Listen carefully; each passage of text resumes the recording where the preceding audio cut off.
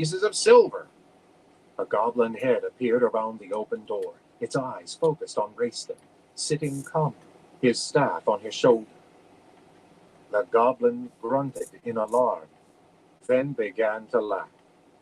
"Ho, ho! Look what we've found, a staff!" The goblin's eyes gleamed.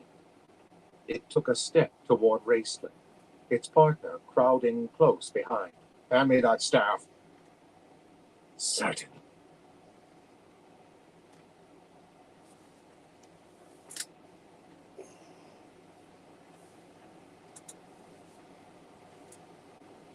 "Certainly," the mage whispered. He held his own staff forth. "Shira," he said. The crystal ball flared into light. The goblins shrieked and shut their eyes, fumbling for their swords. At that moment, Caraman jumped from behind the door, grabbed the goblins around their necks, and swept their heads together with a sickening thud. The goblin bodies crumpled into a stinking heap. "Dead?" asked Tanis, as Caraman bent over them, examining them by the light of Raistlin's staff. "I'm afraid so," the big man sighed. "I hit them too hard." "Well, that's torn it," Tanis said grimly. "We've murdered 2 more of the Theocrat's guards. He'll have the town up in arms. Now we can't just lie low for a few days. We've got to get out of here. And you two," he turned to the barbarians, "had better come with us." "Wherever we're going," muttered Flint. Hey, Christopher, how you doing? "Where were you heading?" Tanis asked Riverwind. "We were traveling to Haven," the barbarian answered reluctantly. "There are wise men there," Goldmoon said. "We hoped they could tell us about this staff. You see, the song I sang, it was true. The staff saved our lives." "You'll have to tell us later," Tanis interrupted. "When these guards don't report back, every goblin in Solace will be swarming up the trees. Raistlin, put out that light." The mage spoke another word. "Dumak." The crystal glimmered. Then the light died. Bravo Chris, j'espère que tu passes une bonne journée. Then the light died. "What do we do with these bodies?" Caraman asked, nudging a dead goblin with his booted foot. "And what about Tika? Won't she get into trouble?" Oh, yeah, I gotta do this. "Leave the bodies." Tanis's mind was working quickly. "And hack up the door. Sturm, knock over a few tables. We'll make it look as if we broke in here and got into a fight with these felons. That way, Tika shouldn't be in too much trouble. She's a smart girl. She'll manage." "We'll need food," Tasselhoff stated. He ran into the kitchen and began rummaging through the shelves, stuffing loaves of bread and everything else that looked edible into his pouches. Regarde ça, je l'ai gagné aujourd'hui. Into his pouches. He tossed Flint a full skin of wine. Sturm overturned a few chairs. Caraman arranged the bodies to make it look as if they had died in a ferocious battle. The plainsmen stood in front of the dying fire, looking at Tanis uncertainly. "Well," said Sturm, "now what? Where are we going?" Tanis hesitated, It's so I can running do over a the dab options switch. in his mind. The plainsmen had come from the east, and if their story was true and their tribe had been trying to kill them, they wouldn't want to go back that way. The group could travel south into the Elven Kingdom, but Tanis felt a strange reluctance to go back to his homelands. He knew, too, that the elves would not be pleased to see these strangers enter their hidden city. "We'll travel north," he said finally. "We will escort these two until we come to the crossroads. Then we can decide what to do from there. They can go on southwest to Haven, if they wish. I plan to travel farther north and see if the rumors about armies gathering are true. And perhaps run into Kitiara," Raistlin whispered slyly. Tanis flushed. "Is that plan all right?" he asked, looking around. Maybe. "Though not the eldest among us, Tanis, you are the wisest. So I had Stern to do it a said. different way. We follow you, as always. Caraman nodded. Raceland was already heading for the door. Flint shouldered the wine skewer, grumbling. Tanis felt a gentle hand touch his arm. He turned and looked down into the clear blue eyes of the beautiful barbarian. We are grateful, Gold Moon said slowly, as if unused to expressing appreciation. You risked your lives for us, and we are strangers. Tanis smiled and clasped her hand. I am Tanis. The brothers are Caraman and Raceland. The night is Sturm Brightblade. Flint Fireforge carries the wine, and Tasselhoff Burfoot is our clever locksmith. You are Gold Moon, and he is Riverwind. There, we are strangers no longer. Gold Moon smiled, wearily. She patted Tanis's arm, then started out the door, leaning on the staff that once again seemed plain and nondescript. Tanis watched her, then glanced up to see Riverwind staring real quick. the barbarian's dark face and impenetrable mask. Well, Tanis amended silently. Some of us are no longer strangers. Soon, everyone had gone, Tas leading the way. Tanis stood alone for a moment in the wrecked living room, staring at the bodies of the goblins. This was supposed to have been a peaceful homecoming after bitter years of solitary travel. He thought of his comfortable house. Yes, it's He already thought of on. all the things he had planned I got the to do. temperature like that. Things he had planned to do, together with Kitiana. He thought of long winter nights, the storytelling around the fire at the inn. Then returning home, laughing together beneath the fur blankets, sleeping through the snow-covered mornings. Tanis kicked at the smoldering coals, scattering. Kitiana had not come back. Goblins had invaded his quiet town.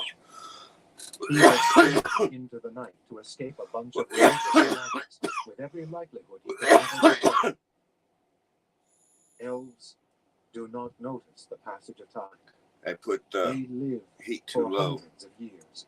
For them, the seasons pass like brief rain showers. But Tanis was Put out half a human. 4. He sensed change coming, felt the disquieting restlessness men feel before a thunderstorm. He sighed and shook his head. Then he went out the shattered door, leaving it swinging Hey, crimson Bastien. on one hinge. Chapter 5. Farewell to Flint. Arrow swung. Met in the stars. Tanis swung over the porch and dropped down through the tree limbs to the ground below. The others waited, huddled in the darkness, keeping out of the light cast by spectres swinging in the branches above them. A chill wind had sprung up, blowing out of the north. And saw other lights. Yeah, but Bastien, I won this today. He pulled his hood over his head and hurried forward. Won a Dr. Dabber He switch. said, "They'll be Let ready me by get the morning." cake. He looked around at the small group, seeing them in the eerie, wildly dancing light of the wind-tossed lamps. Gold Moon's face was scarred with weariness. Riverwind's was a stoic mask of strength, but his shoulders sagged. Raceland, shivering, leaned against a tree, wheezing for breath. Tanis hunched his shoulders I gotta do against that. the wind. The self-cleaning "We've got thing to on find here. shelter," he said. "Some place to rest." "Tanis!" Tas tugged on the half-elf's cloak. "We could go by boat. Crystalmere Lake's only a short way. There are caves on the other side, and it will cut hiking time tomorrow." "That's a good idea, Tas, but we don't have a boat." I "No can problem." use it for The Kender for grinned. waxes or for His small face for and dry sharp and herbs. pointed ears made him look particularly impish in the eerie light. How you doing, Bastien? Tas is enjoying all of this immensely, Tanis realized. He felt like shaking the Kender, lecturing him sternly on how much danger they were in. But the half-elf knew it was useless. Kender are totally immune to fear. "The boat's a good idea. Tanis repeated, after a moment's thought. You guide, and don't tell Flint, he added. I'll take care of that. Right. Tas giggled, then slipped back to the others. Follow me, he called out softly, and started off once more. Grumbling into his beard, stomped after the Kenda. Gold Moon followed the dwarf. Riverwind cast the lights on it, I can glance change around it. at everyone in the group, then fell into step behind her. I don't think he trusts us, Karaman observed. Would you? Tanis asked, glancing at the big man. Karaman's dragon helm glinted in the flickering lights. His ring mail armor was visible whenever the wind blew his cape back. A long sword clanked against his thick thighs. A short bow and a quiver of arrows were slung over his shoulder. A dagger protruded from his belt. His shield was battered and dented from many fights. The giant was ready for anything. Tanis looked over at Sturm, who proudly wore the coat of arms of a knighthood that had fallen into disgrace 300 years before. Although Sturm was only 4 years older than Karaman, the knight's strict, disciplined life, hardships brought on by poverty, and his melancholy search for his beloved father had aged the knight beyond his years. Only 29. He looked 40. Tanis thought, I don't think I'd trust us either. What's the plan? Sturm asked. We're going by boat, Tanis answered. Oh, Karaman chuckled. Told Flint yet? No. Leave that to me. Where are we getting the boat? But it's nice. It's suspiciously. if you were to buy it in the You'll store, be happy on not knowing. it'd be The about half-elf said. The knight over 300 His eyes followed the for Kenda, that. who was far ahead of them. But I flitting got it from because I one won it off shadow of to another. a raffle. I don't like this, Tanis. First we're murderers, now we're about to become thieves. A $10 I raffle don't ticket, consider myself and I a won murderer. that. Karaman snorted. Can't beat Gobblers that. don't count. Tanis saw the knight glare at Karaman. I don't like any of this stuff, he said hastily, hoping to avoid an argument. But it's a matter of necessity. Look at the plainsmen. Pride's the only thing keeping them on their feet. Look at Raceland. Their eyes went to the mage, who was shuffling through the dry leaves, keeping always in the shadows. He leaned heavily on his staff. Occasionally, a dry cough racked his frail body. Karaman's face darkened. Tanis, he said softly. Race can't take much more of this. I must go to him. Leaving the knight and the half-elf, he hurried forward to catch up with the robed, bent figure of his twin. Let me help you, Race, they heard Karaman whisper. Raceland shook his hooded head and flinched away from his brother's touch. Karaman shrugged and dropped his arm, but the big warrior stayed close to his frail brother, ready to help him if necessary. Why does he put up with that? Tanis asked softly. Family. Ties of blood. Sturm sounded wistful. He seemed about to say more, then his eyes went to Tanis's elven face with its growth of human hair, and he fell silent. Tanis saw the look, knew what the knight was thinking. Family. Ties of blood. They were things the orphaned half-elf wouldn't know about. Come on, Tanis said abruptly. We're dropping behind. They soon left the Valenwood trees of solace and entered the pine forest surrounding Crystalmere Lake. Tanis could faintly hear muffled shouts far behind them. They found the bodies, he guessed. Sturm nodded gloomily. Suddenly, Tasselhoff seemed to materialize out of the darkness, right beneath the half-elf's nose. The trail runs a little over a mile to the lake, Tas said. I'll meet you where it comes out. He gestured, vaguely, then disappeared before Tanis could say a word. The half-elf looked back at Solace. There seemed to be more lights, and they were moving in this direction. The roads were probably already blocked. "Where's the kender?" Flint grumbled as they plunged through the forest. "Tass is meeting us at the lake," Tanis replied. "Lake?" Flint's eyes grew wide in alarm. "What lake?" "There's only one lake around here, Flint," Tanis said, trying hard not to smile at Sturm. "Come on, we'd better keep going." His elven sight showed him the broad red outline of Caraman and the slighter red shape of his brother disappearing into the thick woods ahead. "I thought we were just going to lie low in the woods for a while." Flint shoved his way past Sturm to complain to Tanis. "We're going by boat." Tanis moved forward. "Nope," Flint growled. "I'm not going in any boat." "That accident happened 10 years ago," Tanis said, exasperated. "Look, I'll make Caraman sit still." "Absolutely not," the dwarf said flatly. "No boats. I took a vow." "Tanis," Sturm's voice whispered behind him. "Lights." "Blast." The half-elf stopped and turned. He had to wait a moment before catching sight of lights glittering through the trees. The search had spread beyond Solace. He hurried to catch up with Caraman, Raistler, and the plainsman. "Lights!" he called out in a piercing whisper. Caraman looked back and swore. Riverwind raised his hand in acknowledgement. "I'm afraid we're going to have to move faster, Caraman," Tanis began. "We'll make it," the big man said, unperturbed.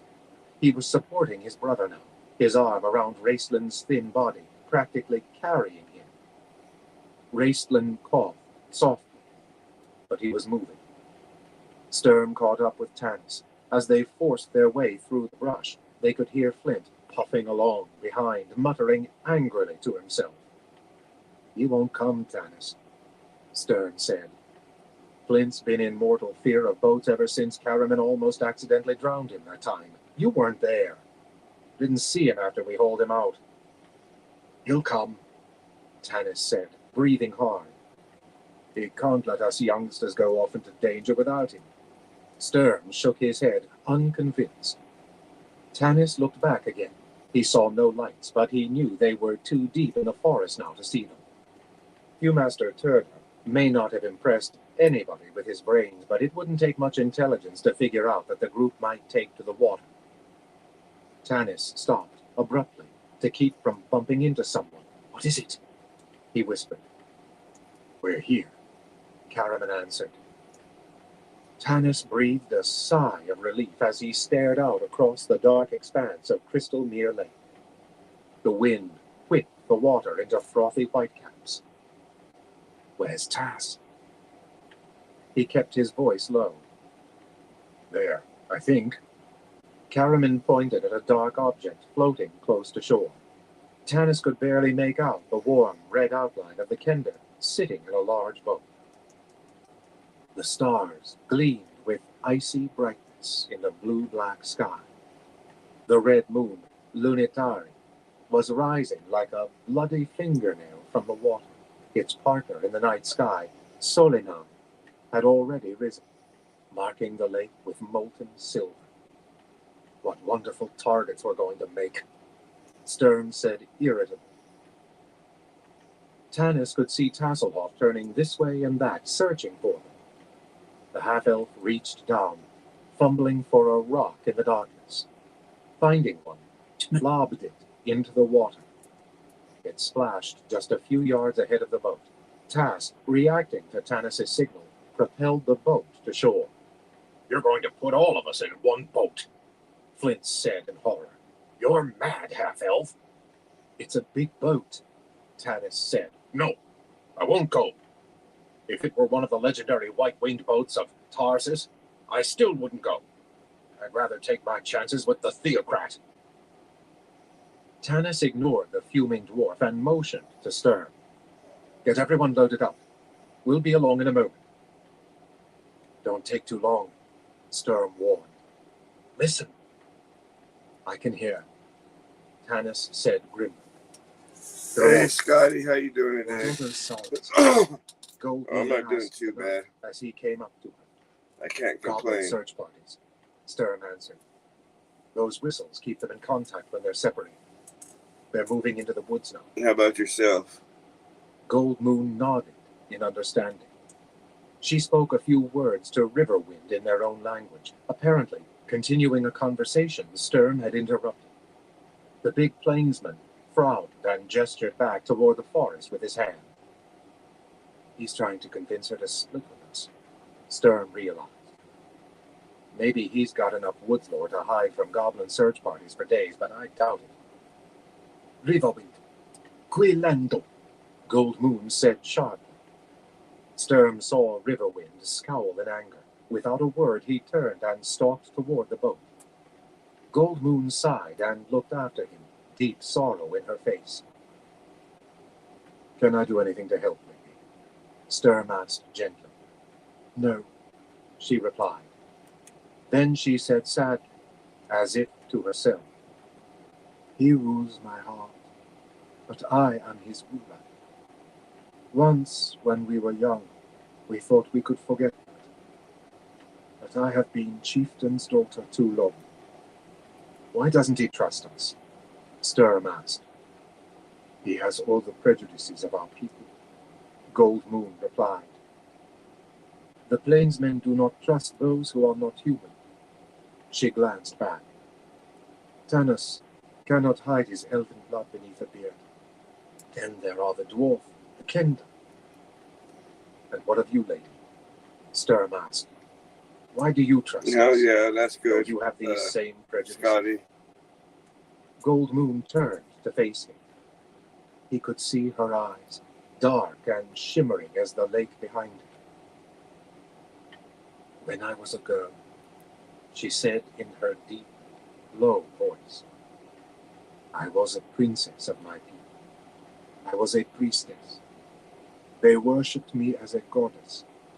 I believed in it. I adored it. Then something happened. She fell silent, her eyes filled with memories. What was that? Sturm prompted softly. I fell in love with a shepherd. Gold Moon answered, looking at Riverwind. She sighed and walked toward the boat.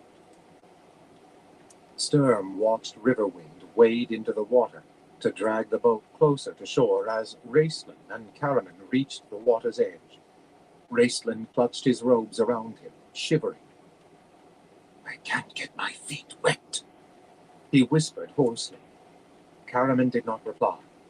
He simply put his huge arms around his brother, lifted him as easily as he would have lifted a child, and set Raceland in the boat.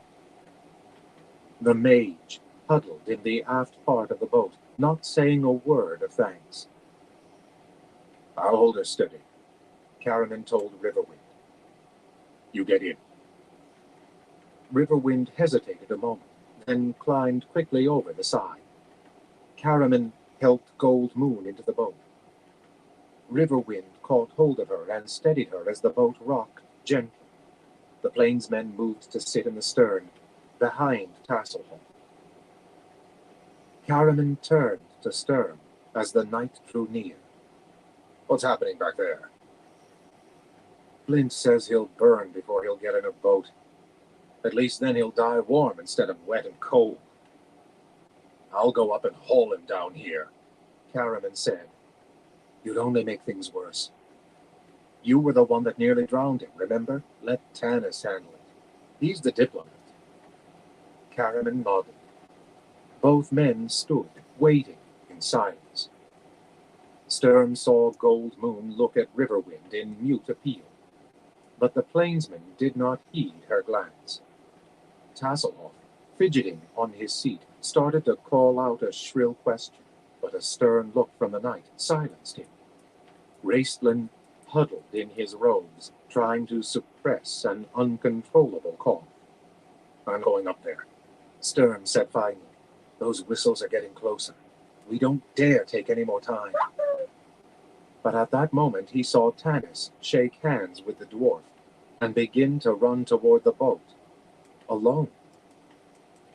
Flint stayed where he was near the edge of the woods. Sturm shook his head. I told Tanis the dwarf wouldn't come. Stubborn as a dwarf, so the old saying goes, Caraman grunted. And that one's had 148 years to grow stubborner. The big man shook his head sadly. Well, we'll miss him, that's for certain. He's saved my life more than once. Let me go get him. One punch on the jaw and he won't know whether he's in a boat or his own bed. Tanis ran up, panting, and heard the last comment. No, Caraman, he said. Flint would never forgive us. Don't worry about him. He's going back to the hills. Get in the boat. There are more lights coming this way. We left a trail through the forest a blind gully dwarf could follow. No sense all of us getting wet, Caraman said, holding the side of the boat. You and Sturm get in. I'll shove off. Sturm was already over the side. Tanis patted Caraman on the back, then climbed in. The warrior pushed the boat out into the lake. He was up to his knees in water when they heard a call from the shore. Hold it! It was Flint, running down from the trees, a vague, moving shape of blackness against the moonlit shoreline. Hang on, I'm coming! Stop! Tanis cried. Caraman, wait for Flint! Look! Sturm half rose, pointing. Lights had appeared in the trees, smoking torches held by goblin guards. Goblins, Flint! Tanis yelled. Behind you! Run! The dwarf, never questioning, put his head down and pumped for the shore, one hand on his helm to keep it from flying off. I'll cover him, Tanis said, unslinging his bow. With his elven sight, he was the only one who could see the goblins behind the torches. Fitting an arrow to his bow, Tanis stood as Caraman held the big boat steady. Tanis fired at the outline of the lead goblin. The arrow struck it in the chest and it pitched forward on its face. The other goblins slowed slightly, reaching for their own bows. Tanis fitted another arrow to his bow as Flint reached the shoreline. Wait! I'm coming! The dwarf gasped, and he plunged into the water and sank like a rock. Grab him! Sturm yelled. Tas, row back! There he is! See? The bubbles! Caraman was splashing frantically in the water, hunting for the dwarf. Tas tried to row back, but the weight in the boat was too much for the kender. Tanis fired again, missed his mark, and swore beneath his breath. He reached for another arrow. The goblins were swarming down the hillside. I've got him! Caraman shouted, pulling the dripping, spluttering dwarf out by the collar of his leather tunic. Quit struggling, he told Flint, whose arms were flailing out in all directions. But the dwarf was in a complete state of panic. A goblin arrow thunked into Caraman's chain mail and stuck there like a scrawny feather. That does it! The warrior grunted in exasperation, and with a great heave of his muscular arms, he pitched the dwarf into the boat as it moved out away from him. Flint caught hold of a seat and held on, his lower half sticking out over the edge. Sturm grabbed him by the belt and dragged him aboard as the boat rocked alarmingly.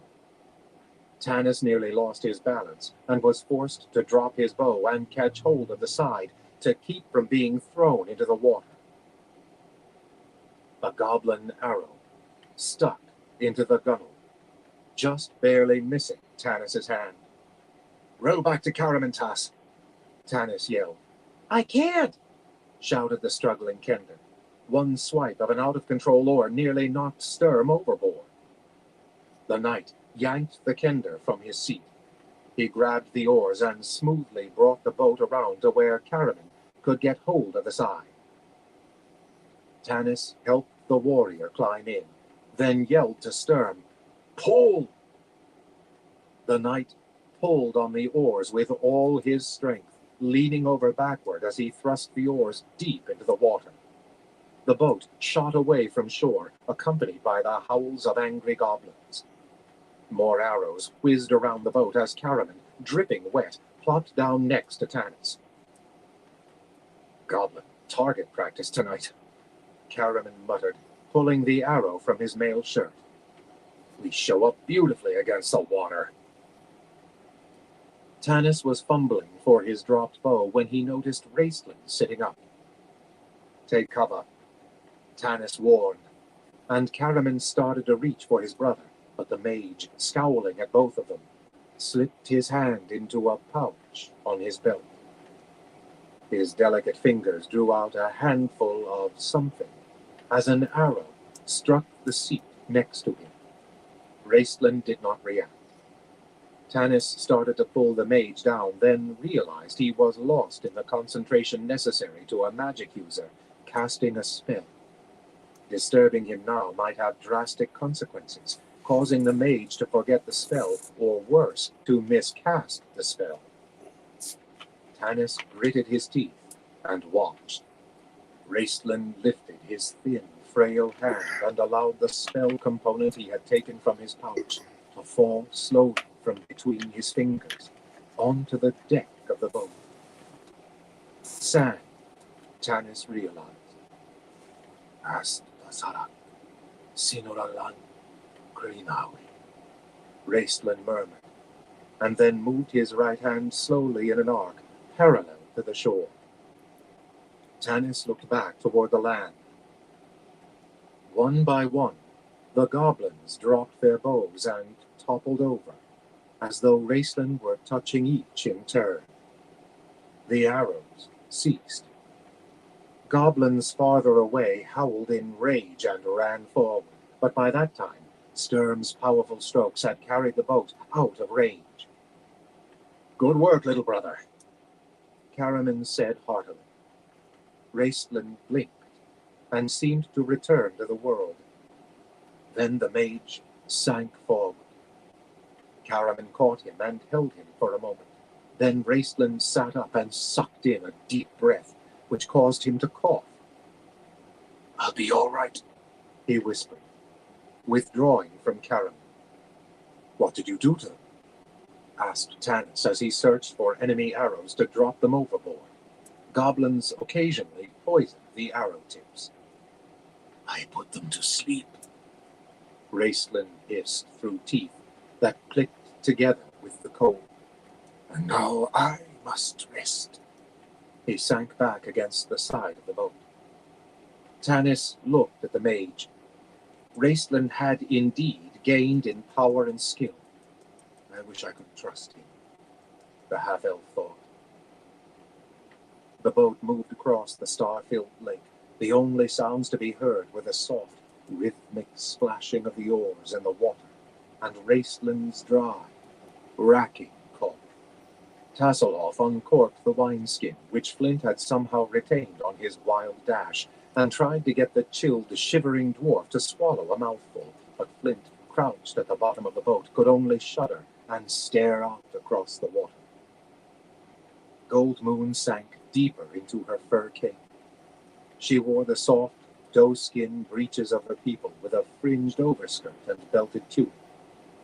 Her boots were made of soft leather. Water had sloshed over the edge of the boat when Caraman had thrown Flint overboard. The water made the doe-skin cling to her, and soon she was chilling and shivering. Take my cape, Riverwind said in their language, starting to remove his bearskin cloak. No. She shook her head. You have been suffering from the fever. I never get sick, you know that. But she looked up at him and smiled. You may put your arm around me, warrior. The heat from our bodies will warm us both. Is that a royal command, chieftain's daughter?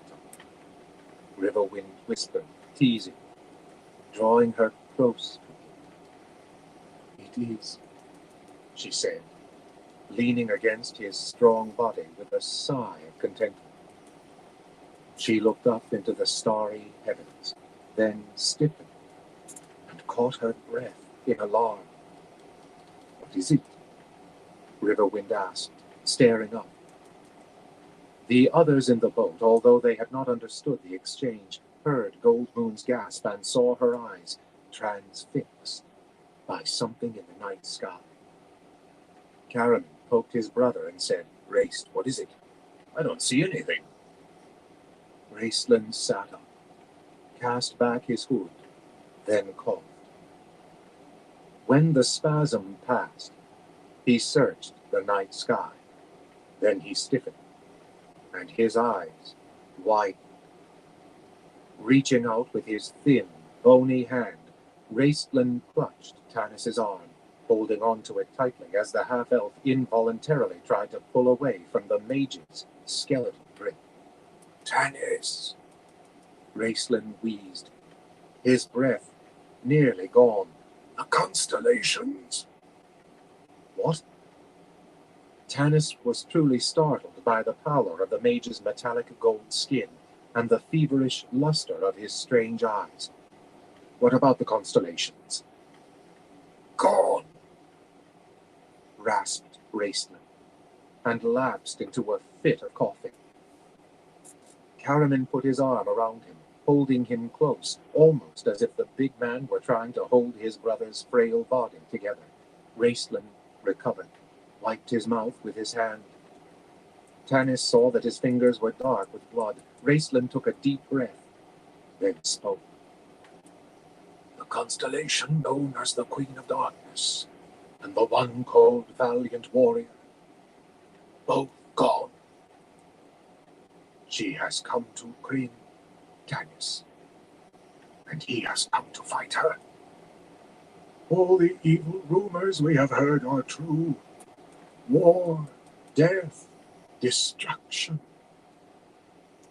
His voice died in another fit of coughing. Caraman held him. "Come on, Raist," he said soothingly. "Don't get so worked up. It's only a bunch of stars." "Only a bunch of stars," Tanis repeated flatly. Stern began to row again, pulling swiftly toward the opposite bank. Chapter 6. Night in a Cave. Dissension. Tanis decides. A chill wind began to blow across the lake. Storm clouds rolled across the sky from the north, obliterating the gaping black holes left by the fallen stars. The companions hunched down the boat, pulling their cloaks tighter around them as the rain spattered down. Caraman joined Sturm at the oars. The big warrior tried to talk to the knight, but Sturm ignored him. He rowed in grim silence, occasionally muttering to himself in Solanic. "Stun, there, between the great rocks to the left," Tanis called out, pointing. Sturm and Caraman pulled hard. The rain made sighting the landmark rocks difficult, and for a moment it seemed that they had lost their way in the darkness, when the rocks suddenly loomed ahead. Sturm and Caraman brought the boat around. Tanis sprang out over the side and pulled it to shore. Torrents of rain lashed down. The companions climbed from the boat, wet and chilled. They had to lift the dwarf out. Flint was stiff as a dead goblin from fear. Riverwind and Caraman hid the boat in the thick underbrush. Tanis led the rest up a rocky trail to a small opening in the cliff face. Goldmoon looked at the opening dubiously. It seemed to be no more than a large crack in the surface of the cliff. Inside, however, the cave was large enough for all of them to stretch out comfortably. "Nice home," Tasselhoff glanced around. "Not much in the way of furniture." Tanis grinned to Kenda. "It will do for the night. I don't think even the dwarf will complain about this. If he does, we'll send him back to sleep in the boat." Tas flashed his own smile back at the half-elf. It was good to see the old Tanis back. He had thought his friend unusually moody and indecisive, not the strong leader he had remembered from earlier days. Yet, now that they were on the road, the glint was back in the half-elf's eyes. He had come out of his brooding shell and was taking charge, slipping back into his accustomed role. He needed this adventure to get his mind off his problems, whatever those might be. Vikander, who had never been able to understand Tanis's inner turmoil, was glad this adventure had come along. Karaman carried his brother from the boat and laid him down as gently as he could on the soft, warm sand that covered the floor of the cave, while Riverwind started a fire. The wet wood crackled and spit, but soon caught fire. The smoke curled up toward the ceiling and drifted out through a crack. The plainsmen covered the cave's entrance with brush and fallen tree branches, hiding the light of the fire and effectively keeping out the rain. He fits in well, Tanis thought, as he watched the barbarian work. He could almost be one of us. Sighing, the half-elf turned his attention to Raistland. Kneeling down beside him, he looked at the young mage with concern. Raistland's pale face, reflected in the flickering firelight, reminded the half-elf of the time he and Flint and Karaman had barely rescued Raistland from a vicious mob, intent on burning the mage at the stake. Raistland had attempted to expose a charlatan cleric who was bilking the villagers out of their money. Instead of turning on the cleric, the villagers had turned on Raistland. As Tanis had told Flint, people wanted to believe in something. Karaman busied himself around his brother, placing his own heavy cloak over his shoulders. Raistland's body was racked by coughing spasms, and blood trickled from his mouth. His eyes gleamed feverishly. Gold Moon knelt beside him, a cup of wine in her hand. "Can you drink this?" she asked him gently. Raistland shook his head, tried to speak, coughed, and pushed her hand away. Gold Moon looked up at Tanis. "Perhaps my staff?" she asked. "No." Raistland choked. He motioned for Tanis to come near him. Even sitting next to him, Tanis could barely hear the mage's words. His broken sentences were interrupted by great gasps for air and fits of coughing. "The staff will not heal me, Tanis," he whispered. "Do not waste it on me. If it is a blessed artifact, its sacred power is limited. My body was my sacrifice for my magic. The damage is permanent. Nothing can help." His voice died. His eyes closed. The fire suddenly flared as wind whirled around the cabin. Tanis looked up to see Sturm pulling the brush aside and entering the cave, half carrying Flint, who stumbled along on unsteady feet. Sturm dumped him down beside the fire. Both were soaking wet. Sturm was clearly out of patience with the dwarf and, as Tanis noted, with the entire group. Tanis watched him with concern, recognizing the signs of a dark depression that sometimes overwhelmed the night. Sturm liked the order, the well-disciplined. The disappearance of the stars, the disturbance of the natural order of things had shaken him badly. Tasselhoff wrapped the blanket around the dwarf, who sat huddled on the cave floor, his teeth chattering in his head so that his helm rattled. "Boat," was all he could say. Tass poured him a cup of wine, which the dwarf drank greedily. Sturm looked at Flint in disgust. "I'll take the first watch," he said, and moved toward the mouth of the cave. Riverwind rose to his feet. "I will watch with you," he said harshly.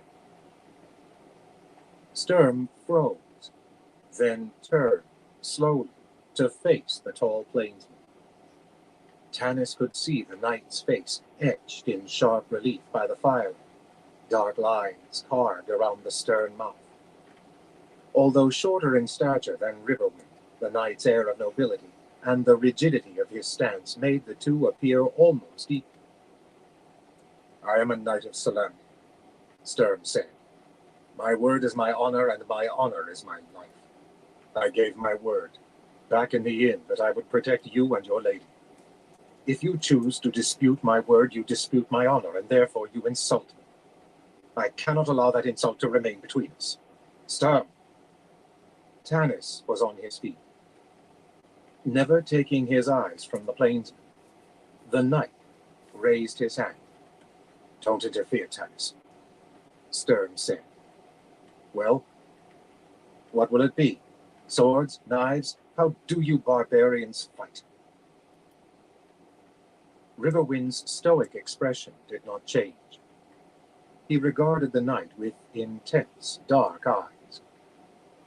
Then he spoke, choosing his words carefully. I did not mean to question your honor. I do not know men and their cities, and I tell you plainly, I am afraid. It is my fear that makes me speak thus. I have been afraid ever since the blue crystal staff was given to me. Most of all, I am afraid for Gold Moon. The plainsman looked over at the woman, his eyes reflecting the glowing fire. Without her, I die. How could I trust? His voice failed.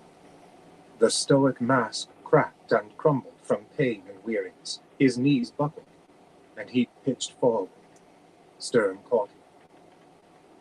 You couldn't, the knight said. I understand. You are tired, and you have been sick.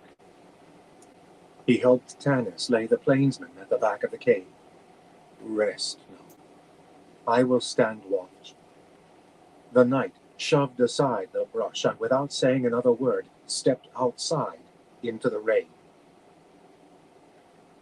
Gold Moon had listened to the altercation in silence. Now she moved their meager possessions to the back of the cave and knelt down by Riverwind's side.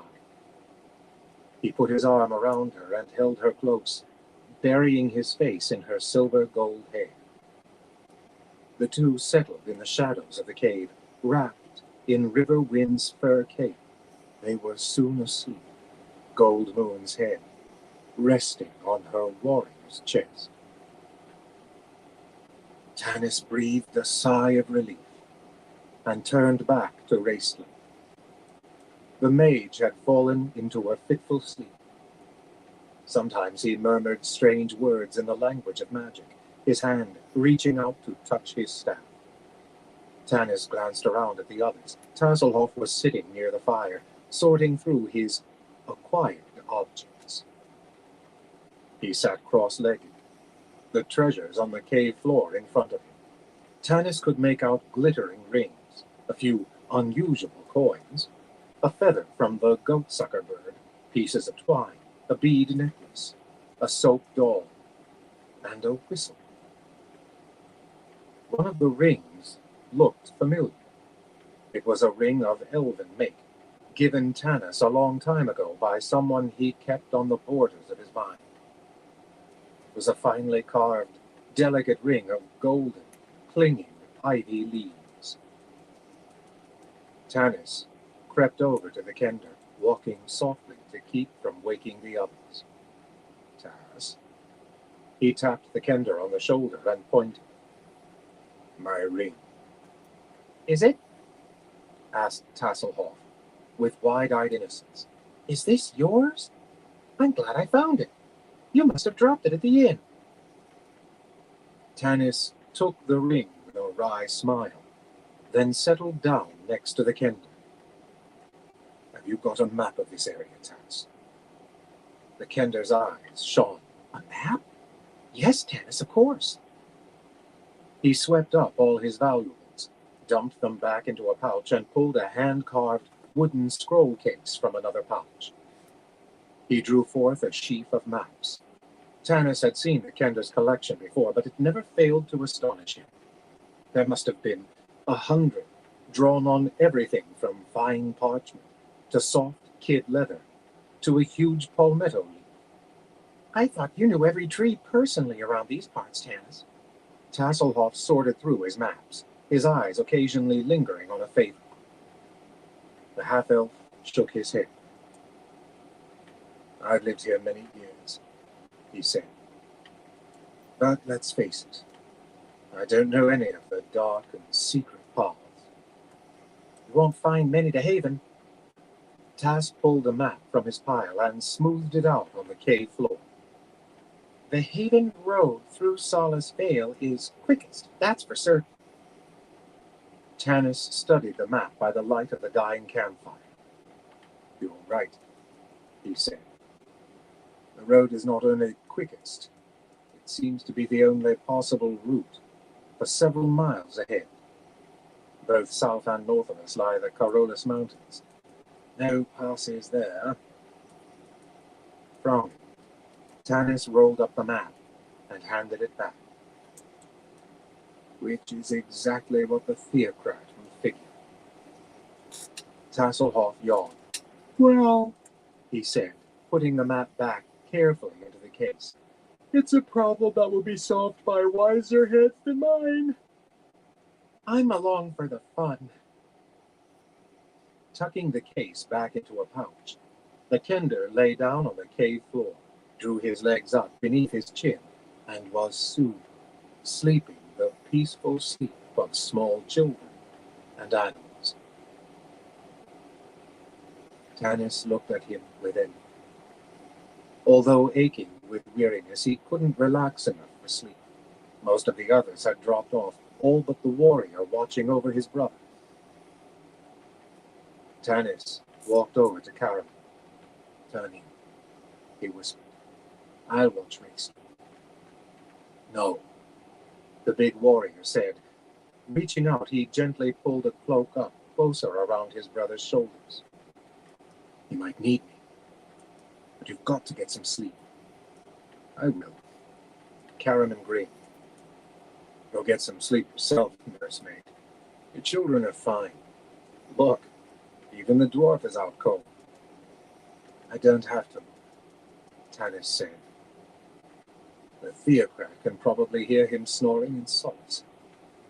"Well, my friend, this reunion was not much like we planned 5 years ago." "What is?" Karaman asked softly, glancing down at his brother. Tanis patted the man's arm, then lay down and rolled up in his own cloak and, at last, fell asleep. The night passed, slowly for those on watch, swiftly for those asleep. Karaman relieved Stern. Tanis relieved Karaman. The storm continued, unabated all night, the wind whipping the lake into a white-capped sea. Lightning branched through the darkness like flaming trees. Thunder rumbled continually. The storm finally blew itself out by morning, and the half-elf watched day dawn, gray and chill. The rain had ended, but storm clouds still hung low. No sun appeared in the sky. Tanis felt a growing sense of urgency. He could see no end to the storm clouds massing to the north. Autumn storms were rare, especially ones with this ferocity. The wind was bitter too, and it seemed odd that the storm came out of the north when they generally swept east across the plains. Sensitive to the ways of nature, the strange weather upset Tanis nearly as much as Raceland's Right falling back. star. And then we do adapt. He felt a need to get going, even though it was early in the morning. He went inside to wake the others. The cave was chill and gloomy in the gray dawn, despite the crackling fire. Gold Moon and Tasselhoff were fixing breakfast. Riverwind stood in the back of the cave, shaking out Gold Moon's fur cloak. Tanis glanced at him. The plainsman had been about to say something to Gold Moon as Tanis entered, but fell silent, contenting himself with staring at her meaningfully as he continued his work. Gold Moon kept her eyes lower, her face pale and troubled. The barbarian regrets having let himself go last night, Tanis realized. There is not much food, I'm afraid, Goldmoon said, tossing cereal into a pot of boiling water. Tika's larder wasn't well stocked, Tasselhoff added in apology. We've got a loaf of bread, some dried beef, half a moldy cheese, and the oatmeal. Tika must eat her meals out. Riverwind and I didn't bring any provisions, Goldmoon said. We really didn't expect to make this trip. Tanis was about to ask her more about her song and the staff, but the others started waking up as they smelled food. Caraman yawned, stretched, and stood up. Walking over to peer into the cookpot, he groaned. Oatmeal? Is that all? There'll be less for dinner, Tasselhoff grinned. Tighten your belt. You're gaining weight anyhow. The big man sighed dismally. The sparse breakfast was cheerless in the cold dawn. Stern, refusing all offers of food, went outside to keep watch. Tanis could see the knight, sitting on a rock, staring gloomily at the dark clouds that trailed wispy fingers along the still water of the lake. Caraman ate his share of the food quickly, gulped down his brother's portion, and then appropriated Stern's when the knight walked up. Then the big man sat, watching wistfully, while the rest finished. You gonna eat that? He asked. Pointing to Flint's share of bread, the dwarf scowled. Tasselhoff, seeing the warrior's eyes roam over to his plate, crammed his bread into his mouth, nearly choking himself in the process. At least it kept him quiet, Tanis thought, glad for the respite from the Kender's shrill voice. Tass had been teasing Flint unmercifully all morning, calling him seamaster and shipmate, asking him the price of fish and how much he would charge to ferry them back across the lake. Flint finally threw a rock at him, and Tanis sent Tass down to the lake to scrub out the pans. The half-elf walked to the back of the cave. How are you this morning, Aislinn? He asked. We're going to have to be moving out soon. I am much better, the mage replied in his soft, whispering voice. He was drinking some herbal concoction of his own making. Tanis could see small, feathery green leaves floating in steaming water. It gave off a bitter, acrid odor, and Raistlin grimaced as he swallowed. Tasselhoff came bounding back into the cave, pots and tin plates clattering loudly. Tanis gritted his teeth at the noise, started to reprimand the Kender, then changed his mind. It wouldn't do any good. Flint, seeing the tension on Tanis's face, grabbed the pots from the Kender and began packing them away. Be serious, the dwarf hissed at Tasselhoff, or I'll take you by the top knot and tie you to a tree as a warning to all Kender. Tass reached out and plucked something from the dwarf's beard. Look! The Kender held it up gleefully. Seaweed!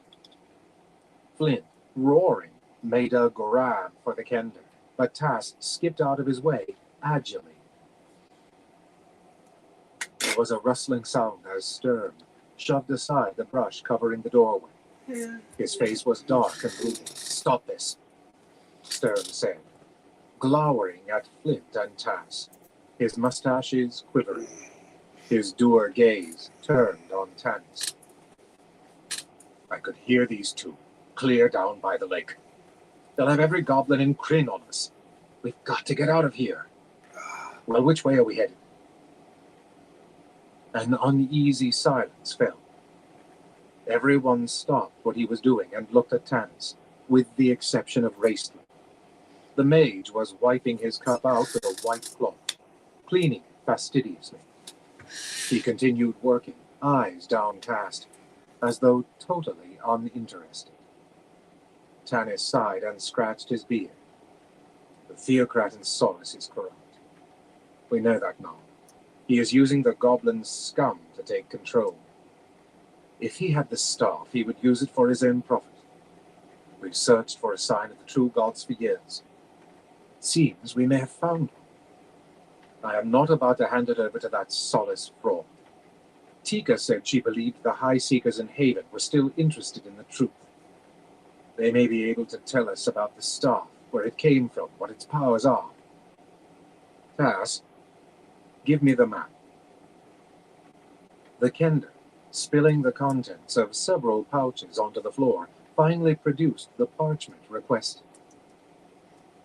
We are here, on the west bank of Crystalmere, Tanis continued. North and south of us are branches of the Carolus Mountains, which form the boundaries of Solace Vale. There are no known passes through either range, except through Gateway Pass south of Solace. Almost certainly held by the goblins, muttered Stern. There are passes at the northeast. That's across the lake, Flint said in horror. Yes. Tanis kept a straight face. Across the lake. But those lead to the plains, and I don't believe you want to go that direction. He glanced at Gold Moon and Riverwind. The west road goes through the Sentinel Peaks and Shadow Canyon to Haven. That seems to me the obvious direction to take. Stern frowned. And if the High Seekers there are as bad as the one in Solace, then we continue south to Qualinasti. Qualinasti? Riverwind scowled. The Elven lands? No. Humans are forbidden to enter. Besides, the way is hidden. A rasping, hissing sound cut into the discussion. Everyone turned to face Raceland as he spoke. There is a way. His voice was soft and mocking. His golden eyes glittered in the cold light of dawn. The paths of darkened wood. They lead right to Qualinasti. Darkened wood? Caraman repeated in alarm. No, Tanis. The warrior shook his head. I'll fight the living any day of the week, but not the dead. The dead? Tasselhoff asked eagerly. Tell me, Caraman. Shut up, Tass. Stern snapped. Darkened wood is madness. None who enter have ever returned. You would have us take this prize there, mage? Hold. Tanis spoke sharply. Everyone fell silent, even Sturm quieted. The knight looked at Tanis's calm, thoughtful face, the almond-shaped eyes that held the wisdom of his many years of wandering. The knight had often tried to resolve within himself why he accepted Tanis's leadership. He was nothing more than a bastard half-elf, after all. He did not come of noble blood. He wore no armor, carried no shield with a proud emblem, yet Sturm followed him, and loved him, and respected him as he respected no other living man. Life was a dark shroud to the Solamnic knight. He could not pretend to ever know or understand it, except through the code of the knights he lived by. Est Sularus Oth Methos. My honor is life. The code defined honor and was more complete and detailed and strict than any known on Kree. The code had held true for 700 years, but Stern's secret fear was that someday, in the final battle, the code would have no answers. He knew that if that day came, Tanis would be at his side, holding the crumbling world together, for while Sturm followed the code, Tanis lived. Tanis's voice brought the knight's thoughts back to the present. I remind all of you that this staff is not our prize. The staff rightfully belongs to God, if it belongs to anyone. We have no more right to it than the theocrat and sultan. Tanis turned to Gold Moon. What is your view? Gold Moon stared from Tanis to Stern. Then she looked at Riverwind. You know my mind, he said coldly. But you are Chieftain's daughter. He rose to his feet, ignoring her pleading gaze. He stalked outside. What did he mean? Tanis asked. He wants us to take this stuff to him. Gold Moon answered, her voice low. He says you are adding to our danger. We would be safer on our own. Adding to your danger? Flint exploded. Why, we wouldn't be here. I wouldn't have nearly drowned. Again. If it hadn't been for... The dwarf began to sputter in his rage. Tanis held up his hand. Enough. He scratched his beard. You will be safer with us. Will you accept our help? I will, Gold Moon answered gravely. For a short distance at least. Good, Tanis said. Tas, you know your way through Sarsdale. You are our guide. Remember. Remember all of it. Yes, Tanis, Lakender said, subdued. He gathered his many pouches, hung them around his waist and over his shoulders. Passing Gold Moon, he knelt swiftly and patted her hand. Then he was out the cave entrance. The rest hastily gathered their gear together and followed. It's going to rain again, Flint grumbled, glancing up at the lowering clouds. I should have stayed in Solace. Muttering, he walked off, adjusting his battle axe on his back. Tanis, waiting for Gold Moon and River Wind, smiled, shook his head. At least two things never changed. Dwarves among them. River Wind took their packs from Gold Moon and slung them over his shoulder. I have made certain the boat is well hidden and secure, he told Tanis. The stoic mask was in place again this morning, in case we need it. A good idea, Tanis said. Thank, if you will go ahead. River Wind motioned. I will come behind and cover our tracks. Tanis started to speak, to thank the plainsman, but River Wind had already turned his back and was beginning his work. Walking up the path, the half-elf shook his head. Behind him, he could hear Gold Moon speaking softly in her own language. River Wind replied. One harsh word. Tanis heard Gold Moon sigh, then all other words were lost in the sound of crackling brush as River Wind obliterated all traces of their passing. Chapter 7. The Story of the Staff. Strange Clerics. Eerie Feelings. The thick woods of Solace Vale were a green mass of vibrant life. Beneath the dense roof of the Valenwoods flourished thistlebrush and greenwall. The ground was crisscrossed with the bothersome tangleshoot vines. These had to be trod on with great care, or they would suddenly snake around an ankle, trapping the helpless victim until he was devoured by one of the many predatory animals lurking in the vale, thus providing Tangleshoot with what it needed to live. Blood. It took over an hour of hacking and chopping through the brush to get to the Haven Road. All of them were scratched, torn, and tired, and the long stretch of smooth-packed dirt that carried travelers to Haven, or beyond, was a welcome sight. It wasn't until they stopped just in sight of the road and rested that they realized there were no sounds.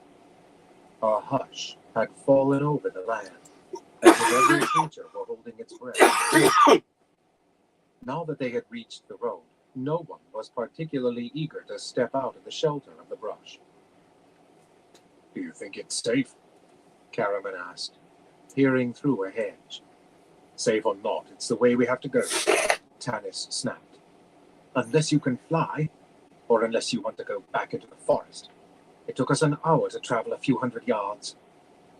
We ought to reach the crossroads next week at that pace. The big man flushed, chagrined. I didn't mean. I'm sorry. Tanis sighed. He too looked down the road.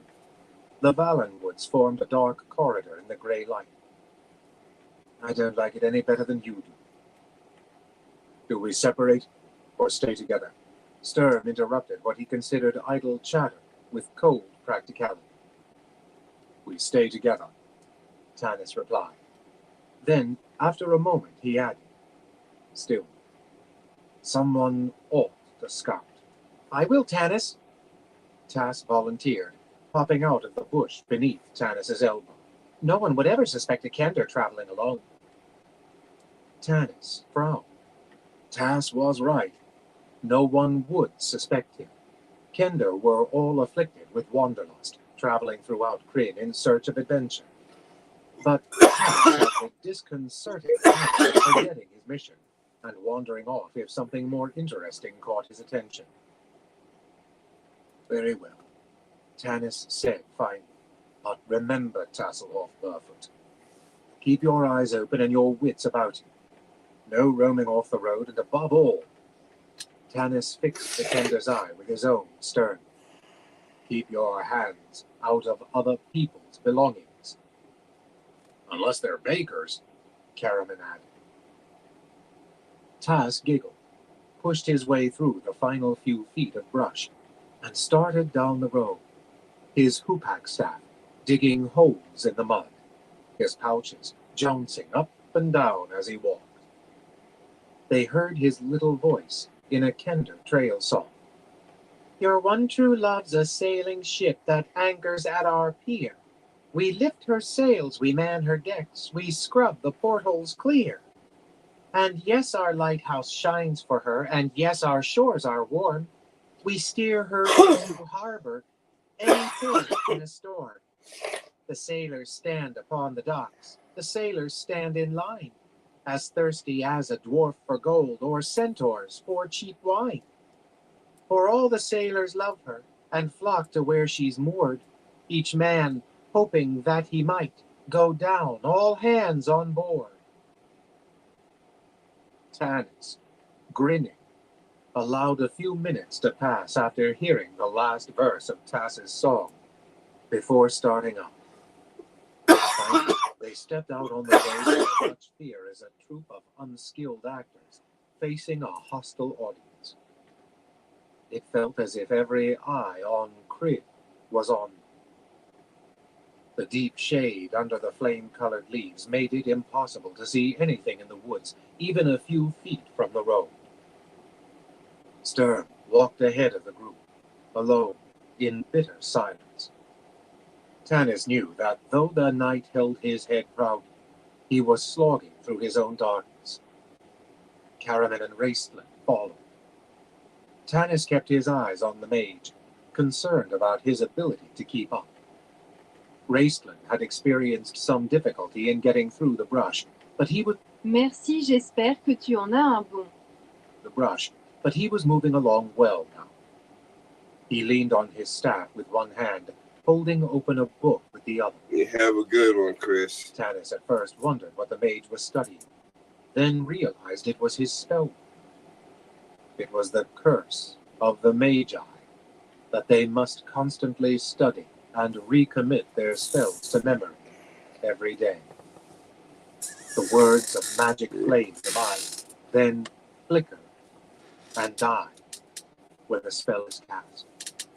Each spell burns up some of the magician's physical and mental energy until he is totally exhausted and must rest before he can use his magic again. Flint stumped along on the other side of Karaman. The two began to argue softly about the 10-year-old boating accident. Trying to catch fish with your bare hands. Flint grumbled in disgust. Tanis came last, walking next to the plainsman. He turned his attention to Gold Moon.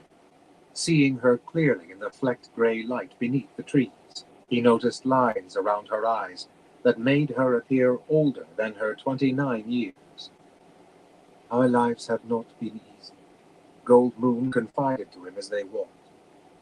Riverwind and I have loved each other many years. But it is the law of my people that a warrior who wants to marry his chieftain's daughter must perform some great feat to prove himself worthy. It was worse with us. Riverwind's family was cast out of our tribe years ago for refusing to worship our ancestors. His grandfather believed in ancient gods who had existed before the cataclysm, though he could find little evidence of them left on Crete. My father was determined I should not marry so far beneath my station. He sent Riverwind on an impossible quest to find some object with holy properties that would prove the existence of these ancient gods. Of course, my father didn't believe such an object existed. He hoped Riverwind would meet his death, or that I would come to love another. She looked up at the tall warrior, walking beside her, and smiled. But his face was hard, his eyes staring far away. Her smile faded. Sighing, she continued her story, speaking softly, more to herself than Tanis. Riverwind was gone long years, and my life was empty. I sometimes thought my heart would die. Then, just a week ago, he returned. He was half dead, out of his mind with a raging fever. He stumbled into camp and fell at my feet, his skin burning to the touch. In his hand he clutched this staff. We had to pry his fingers loose. Even unconscious, he would not release it. He raved in his fever about a dark place, a broken city where death had come. Then, when he was nearly wild with fear and terror, and the servants had to tie his arms to the bed, he remembered a woman dressed in blue light. She came to him in the dark place, he said, and healed him, and gave him the staff. When he remembered her, he grew calmer, and his fever broke. 2 days ago, she paused. Had it really only been 2 days? It seemed a lifetime. Sighing, she continued. He presented the staff to my father, telling him it had been given to him by a goddess, but he did not know her name. My father looked at the staff. Gold Moon held it up and commanded it to do something. Anything. Nothing happened. He threw it back to Riverwind, proclaiming him a fraud, and ordered the people to stone him to death as punishment for his blasphemy. Gold Moon's face grew pale as she spoke. Riverwind's face dark and shadowy. They tried, bound Riverwind and dragged him to the grieving hall. She said, barely speaking above a whisper. They started hurling rocks. He looked at me with so much love, and he shouted that not even death would separate us. I couldn't bear the thought of living my life alone without him. I ran to him. The rocks struck us. Gold Moon put her hand to her forehead, wincing in remembered pain, and Tanis's attention was drawn to a fresh, jagged scar on her tanned skin. There was a blinding flash of light. When Riverwind and I could see again, we were standing on the road outside of Solace. The staff glowed blue, then dimmed and faded until it is as you see it now. It was then we determined to go to Haven and ask the wise men at the temple about the staff. Riverwind, Tanis asked, what do you remember of this broken city? Where was it? Riverwind didn't answer. He glanced at Tanis out of the corner of his dark eyes, and it was obvious his thoughts had been far away. Then he stared off into the shadows. Tanis Hafel, he said finally. That is your name? Among humans, that is what I am called. Tanis answered. My elvish name is long and difficult for humans to pronounce. Riverwind frowned. Why is it, he asked, that you are called half-elf and not half-man? The question struck Tanis like a blow across the face. He could almost envision himself sprawling in the dirt, and had to force himself to stop and swallow an angry retort. He knew Riverwind was asking this question for a reason. It had not been meant as an insult. This was a test, Tanis realized. He chose his words carefully. According to the humans, half an elf is but part of a whole being. Half a man is a cripple. Riverwind considered this, finally nodded once abruptly, and answered Tanis's question. I wandered many long years, he replied. Often I had no idea where I was. I followed the sun, the moons, and the stars. My last journey is like a dark dream. He was silent for a moment. When he spoke, it was as if he were talking from some great distance. It was a city once beautiful, with white buildings supported by tall columns of marble. But it is now as if some great hand had picked up the city and cast it down a mountainside. The city is now very old and very evil. Death on black wings, Tanis said softly. It rose like a god from the darkness. Its creatures worshipped it, shrieking and howling, the plainsman's face pale beneath his sun-baked skin. He was sweating in the chill morning air. I can't speak of it no more. Gold Moon laid her hand on his arm, and the tension in his face eased. And out of the horror came a woman who gave you the stop. Tanis pursued. She healed. Riverwind said simply, I was dying. Tanis stared intently at the staff Gold Moon held in her hand. It was just a plain, ordinary staff that he never noticed until his attention was called to it. A strange device was carved on the top, and feathers, such as the barbarians admire, were tied around it. Yet, he had seen it glow blue. He had felt its healing powers. Was this a gift from ancient gods, come to aid them in their time of need? Or was it evil? What did he know of these barbarians anyway? Tanis thought about Raistlin's claim that the staff could only be touched by those pure of heart. He shook his head. It sounded good. He wanted to believe it. Tanis, lost in thought, felt Gold Moon touch his arm. He looked up to see Stern and Caroline signaling. The half-elf suddenly realized he and the plainsman had fallen far behind the others. He broke into a run. What is it? Stern pointed. The scout returns, he said dryly. Tasselhoff was running down the road toward them. He waved his arms 3 times. Into the brush, Tanis ordered. The group hurriedly left the road and plunged into the bushes and scrub trees growing along the south edge, all except Stern. Come on. Tanis put his hand on the knight's arm. Stern pulled away from the half-elf. I will not hide in a ditch, the knight stated coldly. Stern. Tanis began, fighting to control his rising anger.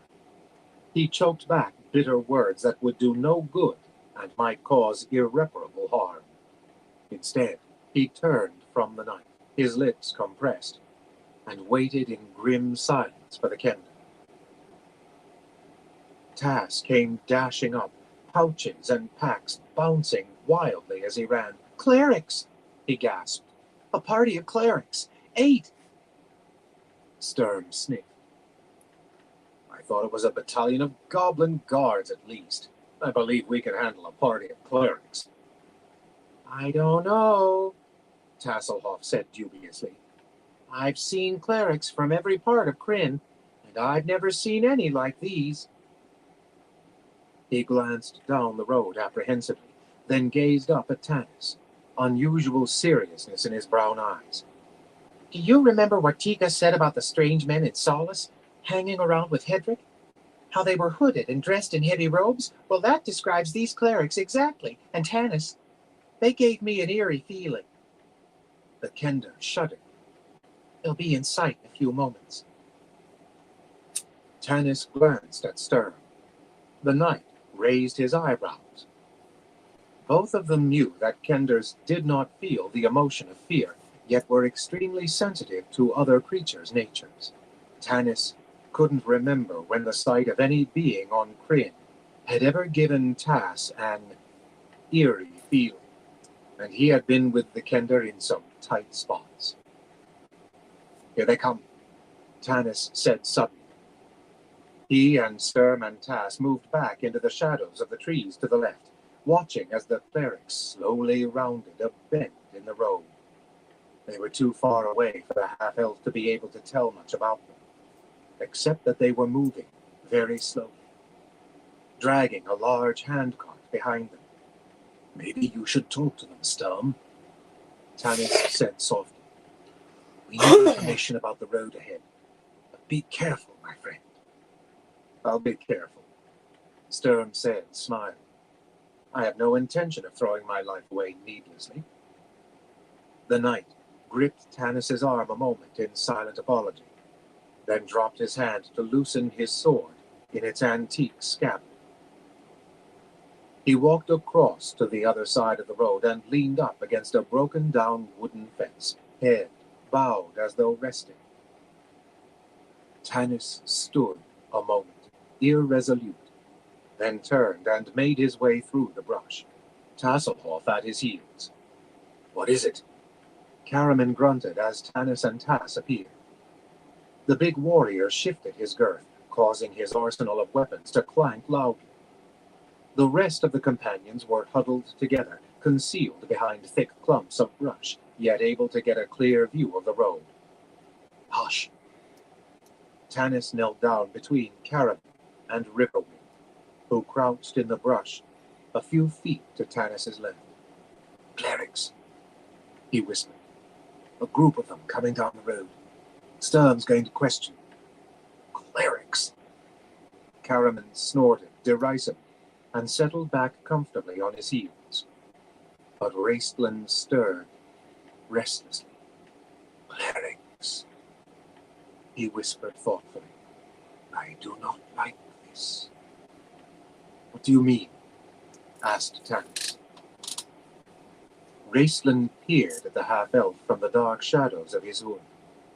All Tanis could see were the mage's golden hourglass eyes, narrow slits of cunning and intelligence. Strange clerics.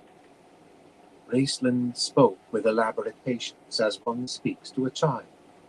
The staff has healing, clerical powers, such powers as had not been seen on Kryn since the Cataclysm. Karaman and I saw some of these cloaked and hooded men in Solace. Don't you find it odd, my friend? These clerics and this staff turned up at the same time, in the same place, when neither has been seen before. Perhaps this staff is truly theirs, by right. Tanis glanced at Gold Moon. Her face was shadowed with worry. Surely she must be wondering the same thing.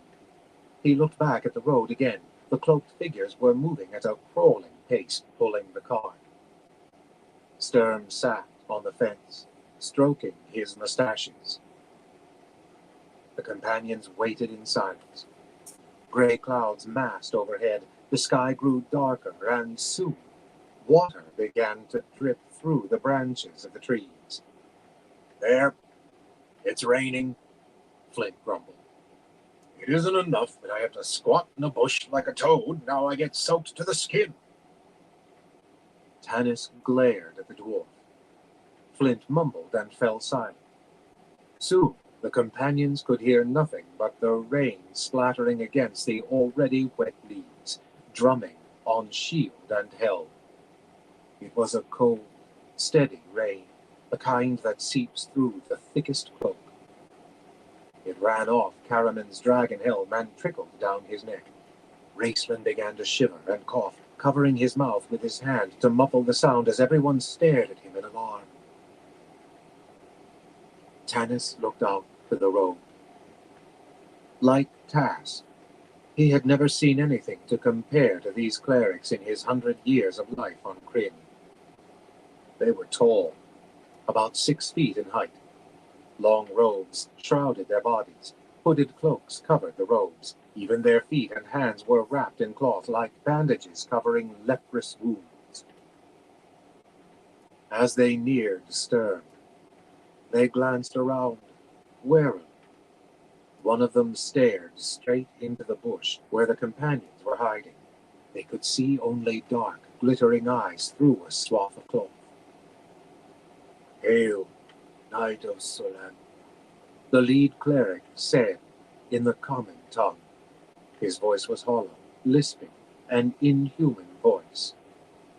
Tanis shivered. "Greetings, brethren," Sturm answered, also in common. "I have traveled many miles this day, and you are the first travelers I have passed. I have heard strange rumors, and I seek information about the road ahead. Where do you come from?" "We come from the east originally," the cleric answered. "But today we travel from Haven. It is a chill, bitter day for journeying night, which is perhaps why you find the road empty. We ourselves would not undertake such a journey save we are driven by necessity. We did not pass you on the road, so you must be traveling from Solace, Sir Knight." Stern nodded. Several of the clerics standing at the rear of the cart turned their hooded faces toward each other, muttering. The lead cleric spoke to them in a strange, guttural language.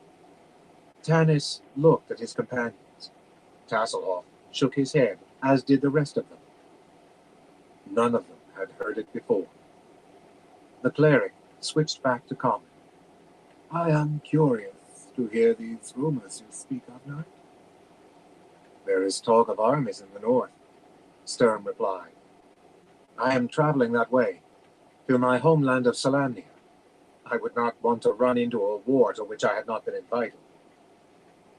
"We have not heard these rumors," the cleric answered.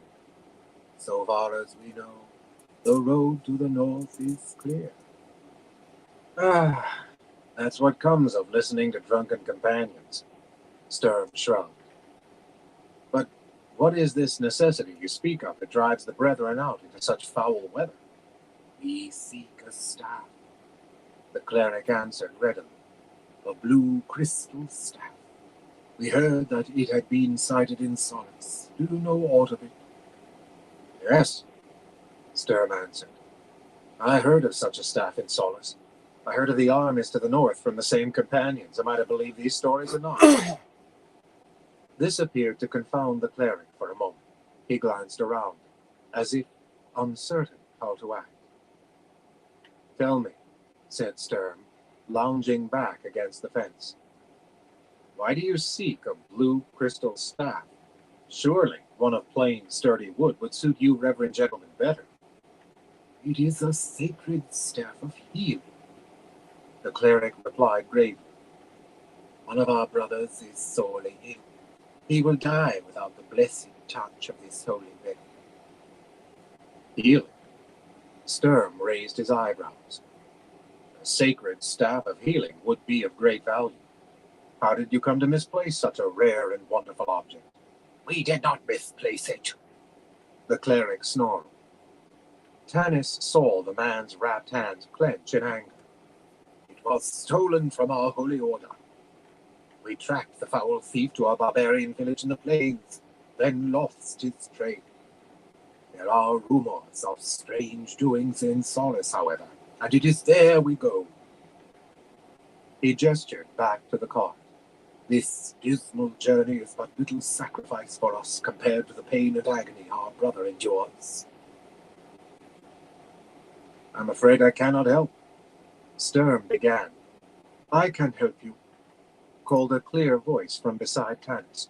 He reached out, but it was too late. Gold Moon had risen from the brush and was walking determinedly to the road, pushing aside tree branches and brambles. Riverwind jumped to his feet and crashed through the shrubbery after her. Gold Moon. Tanis risked a piercing whisper. I must know, was all she said. The clerics, hearing Gold Moon's voice, glanced at each other knowingly, nodding their hooded heads. Tanis sensed trouble, but before he could say anything, Caraman jumped to his feet. The plainsmen are not leaving me behind in a ditch while they have all the fun, Caraman stated, plunging through the thicket after Riverwind. Has everyone gone mad? Tanis growled. He grabbed Tasselhoff by his shirt collar, dragging the kender back as he was about to leap joyfully after Caraman. Flint, watch the kender. Raceland, no need to worry about me, Tanis, the mage whispered. I have no intention of going out there. Right. Well, stay here. Tanis rose to his feet and slowly started forward. An eerie feeling creeping over him. Chapter 8. Search for Truth. Unexpected answers. I can help you. Gold Moon's clear voice rang out like a pure silver bell. The chieftain's daughter saw Sturm's shocked face. She understood Tanis's warning. But this was not the act of a foolish, hysterical woman. Gold Moon was far from that. She had ruled her tribe in all but name for 10 years, ever since sickness had struck her father like a lightning bolt, leaving him unable to speak clearly, or to move his right arm and leg. She had led her people in times of war with neighboring tribes and in times of peace. She had confounded attempts to wrest her power from her. She knew that what she was doing now was dangerous. These strange clerics filled her with loathing. But they obviously knew something about this staff, and she had to know the answer. I am the bearer of the blue crystal staff, Gold Moon said, approaching the leader of the clerics, her head held proudly. But we did not steal it. The staff was given to us. Riverwind stepped to one side of her, Sturm to the other. Caraman came charging through the brush and stood behind her, his hand on his sword hilt, an eager grin on his face. So you say, the cleric said in a soft, sneering voice. He stared at the plain brown staff in her hand with avid, black, gleaming eyes, then reached out his wrapped hand to take it. Gold Moon swiftly clasped the staff to her body. This staff was carried out of a place of great evil, she said. I will do what I can to help your dying brother, but I will not relinquish this staff to you or to anyone else until I am firmly convinced of your rightful claim to it. The cleric hesitated, glanced back at his fellows. Tanis saw them make nervous, tentative gestures toward the wide cloth belts they wore, tied around their flowing robes. Unusually wide belts, Tanis noticed, with strange bulges beneath them. Not, he was sure, made by prayer books. He swore in frustration, wishing Sturm and Caraman were paying attention. But Sturm seemed completely relaxed, and Caraman was nudging him as though sharing a private joke. Tanis raised his bow cautiously and put an arrow to the string. The cleric finally bowed his head in submission, folding his hands in his sleeves. We will be grateful for whatever aid you can give our poor brother, he said, his voice muffled. And then I hope you and your companions will return with us to Haven. I promise you that you will be convinced that the staff has come into your possession wrongly. We'll go where we've a mind to, brother. Caraman growled. Fool, Tanis thought. The half-elf considered shouting a warning, then decided to remain hidden in case his growing fears were realized. Gold Moon and the leader of the cloaked men passed the cart, Riverwind next to her. Caraman and Sturm remained near the front of it, watching with interest. As Gold Moon and the cleric reached the back, the cleric put out a wrapped hand and drew Gold Moon toward the cart. She pulled away from his touch and stepped forward by herself. The cleric bowed, humble, then lifted up a cloth covering the back of the cart. Holding the staff in front of her, Gold Moon peered in. Tanis saw a flurry of movement. Gold Moon screamed. There was a flash of blue light and a cry. Gold Moon sprang backward as Riverwind jumped in front of her. The cleric lifted a horn to his lips and blew long, wailing notes. Caraman, stop, Tanis called, raising his bow. It's a trap! A great weight dropped on the half-elf from above, knocking him to the ground. Strong hands groped for his throat, shoving his face deep into the wet leaves and mud. The man's fingers found their hold and began squeezing. Tanis fought to breathe, but his nose and mouth were filled with mud. Seeing starbursts, he tore frantically at the hands that were trying to crush his windpipe. The man's grip was incredibly strong. Tanis felt himself losing consciousness. He tensed his muscles for one final, desperate struggle. Then he heard a hoarse cry and a bone-crushing thump. The hands relaxed their grip, and the heavy weight was dragged off him. Tanis staggered to his knees, his breath coming in painful gasps. Wiping mud from his face, he looked up to see Flint with a log in his hand. But the dwarf's eyes were not on him. They were on the body at his feet. Tanis followed the astonished dwarf's gaze, and the half-elf recoiled in horror. It wasn't a man. Leathery wings sprang from its back. It had the scaly flesh of a reptile. Its large hands and feet were clawed, but it walked upright in the manner of men. The creature wore sophisticated armor that allowed it the use of its wings. It was the creature's face, however, that made him shudder. It was not the face of any living being he had ever seen before, either on Kryn or in his darkest nightmares. The creature had the face of a man, but it was as if some malevolent being had twisted it into that of a reptile. By all the gods, Raistlin breathed, creeping up to Tanis. What is that? Before Tanis could answer, he saw out of the corner of his eye a brilliant flash of blue light, and he heard Gold Moon calling. For one instant, as Gold Moon had looked into the car, she had wondered what terrible disease could turn a man's flesh into scales. She had moved forward to touch the pitiful cleric with her staff. But at that moment, the creature sprang out at her, grasping for the staff with a clawed hand.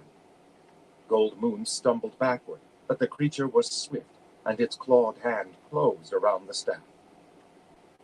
There was a blinding flash of blue light. The creature shrieked in pain and fell back, wringing its blackened hand. Riverwind, sword drawn, had leaped in front of his chieftain's daughter. But now she heard him gasp, and she saw his sword arm drop weakly. He staggered backward, making no effort to defend himself. Rough, wrapped hands grabbed her from behind. A horrible scaled hand was clapped over her mouth. Struggling to free herself, she caught a glimpse of Riverwind. He was staring, wide-eyed, in terror at the thing in the cart, his face deathly white, his breathing swift and shallow. A man who wakes from a nightmare to discover it is reality. Gold Moon, strong child of a warrior race, kicked backward at the cleric holding her foot aiming for his knee. Her skillful kick caught her opponent off guard and crushed his kneecap. The instant the cleric eased his grip on her, Gold Moon whirled around and struck him with her staff. She was amazed to see the cleric slump to the ground, seemingly felled by a blow even the mighty Caraman might have envied. She looked at her staff in astonishment, the staff that now glowed a bright blue. But there was no time to wonder. Other creatures surrounded her. She swung her glistening staff in a wide arc, holding them at bay. But for how long? Riverwind! Gold Moon's cry woke the plainsman from his terror. Turning, he saw her backing into the forest, keeping the cloaked clerics away with the staff. He grabbed one of the clerics from behind and threw him heavily to the ground. Another jumped at him, while a third sprang toward Gold Moon. There was a blinding blue flash. A moment ahead of Tanis's cry, Sturm had realized the clerics had set a trap and drew his sword. He had seen, through the slats of the old wooden cart, a clawed hand grabbing for the staff.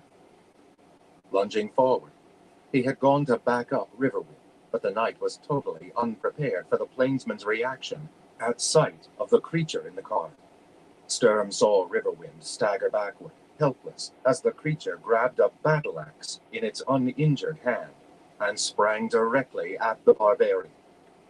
Riverwind made no move to defend himself. He just stared, his weapon dangling in his hand. Sturm plunged his sword into the creature's back. The thing screamed and whirled around to attack, wrenching the sword from the knight's hand.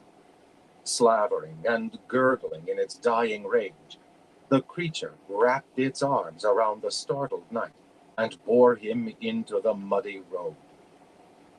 Sturm knew the thing that grasped him was dying and fought to beat down the terror and revulsion he felt at the touch of its slimy skin. The screaming stopped, and he felt the creature go rigid. The knight shoved the body over and quickly started to pull his sword from the creature's back. The weapon didn't budge. He stared at it in disbelief, then yanked on the sword with all his might, even putting his booted foot against the body to gain leverage. The weapon was stuck fast. Furious, he beat at the creature with his hands, then drew back in fear and loathing. The thing had turned to stone. "Caraman!" Sturm yelled, as another of the strange clerics leaped toward him, swinging an axe.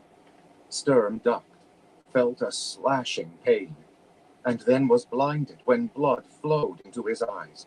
He stumbled, unable to see, and a crushing weight bore him to the ground. Caraman, standing near the front of the cart, started to go to Gold Moon's aid when he heard Sturm's cry. Then two of the creatures bore down on him, swinging his short sword to force them to keep their distance. Caraman drew his dagger with his left hand. One cleric jumped for him, and Caraman slashed out, his blade biting deep into flesh. He smelled a foul, rotting stench, and saw a sickly green stain appear on the cleric's robes. But the wound appeared just to enrage the creature. It kept coming, saliva dripping from jaws that were jaws of a reptile, not a man. For a moment, panic engulfed Caraman. He had fought trolls and goblins, but these horrible clerics completely unnerved him. He felt lost and alone. Then he heard a reassuring whisper next to him. "I am here, my brother." Raceland's calm voice filled his mind. "About time," Caraman gasped, threatening the creature with his sword. "What sort of foul clerics are these?" "Don't stab them," Raceland warned swiftly. "They'll turn to stone." "They're not clerics. They are some sort of reptile man. That is the reason for the robes and hoods." Though different as light and shadow, the twins fought well as a team.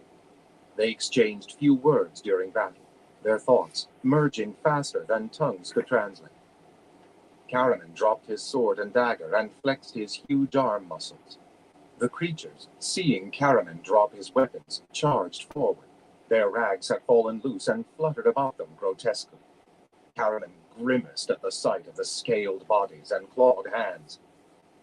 "Ready?" he said to his brother. "As the Tsar Semiralan Krinawi, said Raceland softly, and he threw a handful of sand into the air. The creatures stopped their wild rush, shook their heads groggily, as magical sleep stole over them, but then blinked their eyes. Within moments, they had regained their senses and started forward again. Magic resistant, Raceland murmured in awe. But that brief interlude of near sleep was long enough for Karen. Encircling their scrawny reptilian necks with his huge hands, the warrior swept their heads together. The bodies tumbled to the ground, lifeless statues. Karaman looked up to see two more clerics crawling over the stony bodies of their brethren, curved swords gleaming in their wrapped hands. "Stand behind me," ordered Raceland in a hoarse whisper.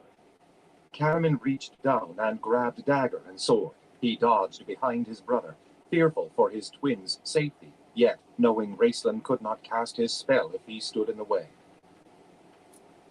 Raceland stared intently at the creatures, who, recognizing a magic user, slowed and glanced at each other, hesitant to approach. One dropped to the ground and crawled under the cart. The other sprang forward, sword in hand, hoping to impale the mage before his spell was cast, or at least break the concentration that was so necessary to the spellcaster. Karaman bellowed. Raceland seemed not to hear or see any of them. Slowly, he raised his hands. Placing his thumbs together, he spread his thin fingers in a fan-like pattern and spoke. Kertangus miopiar. Magic coursed through his frail body, and the creature was engulfed in flame. Tanis, recovering from his initial shock, heard Sturm's yell and crashed through the brush, out onto the road. He swung the flat of his sword blade like a club and struck the creature that had Sturm pinned to the ground. The cleric fell over with a shriek, and Tanis was able to drag the wounded knight into the brush. "My sword," Sturm mumbled, dazed. Blood poured down his face. He tried unsuccessfully to wipe it away. "We'll get it," Tanis promised, wondering how. Looking down the road, he could see more creatures swarming out of the woods and heading toward them. Tanis's mouth was dry. "We've got to get out of here," he thought, fighting down panic. He forced himself to pause and draw a deep breath. Then he turned to Flint and Tasselhoff, who had run up behind him. "Stay here and guard Sturm," he instructed. "I'm going to get everyone together. We'll head back into the woods." Not waiting for an answer, Tanis dashed out into the road. But then the flames from Raceland's spell flared out, and he was forced to fling himself to the ground.